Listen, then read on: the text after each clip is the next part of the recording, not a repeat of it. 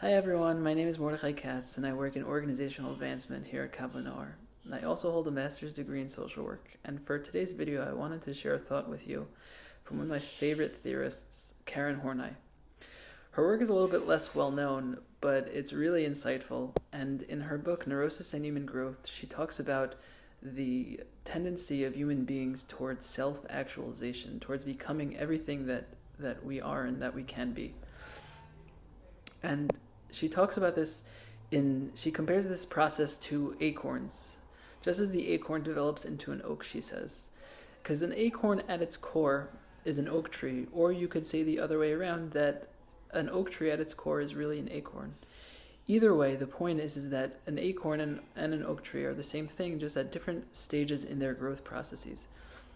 And the acorn will become an oak tree if given the proper environment, sunlight and soil, etc. So too with human beings. We're wired to become our optimal and full selves. We need the proper conditions and to remove any obstacles that are in the way of realizing our potential. And if we do, and those conditions are met and any obstacles are removed, acorns will become oak trees, and humans will reach their fullest selves.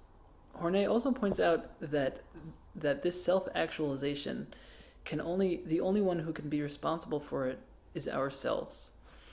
And a question always came up for me in that sense, because if we're responsible for our growth, and our growth is dependent on our environment, what if we're in a negative environment, an environment that's not good for growth?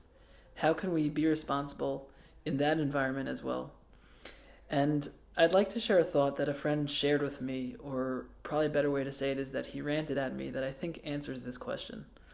He was going on about self-care in the context of relationships, and he said, if someone is cranky every day when they get home because they're hungry, it's not their spouse's fault that dinner isn't ready. Make sure you pick up a bag of potato chips on your way home, and this way you can act like a mensch and be calm when you get home to your spouse.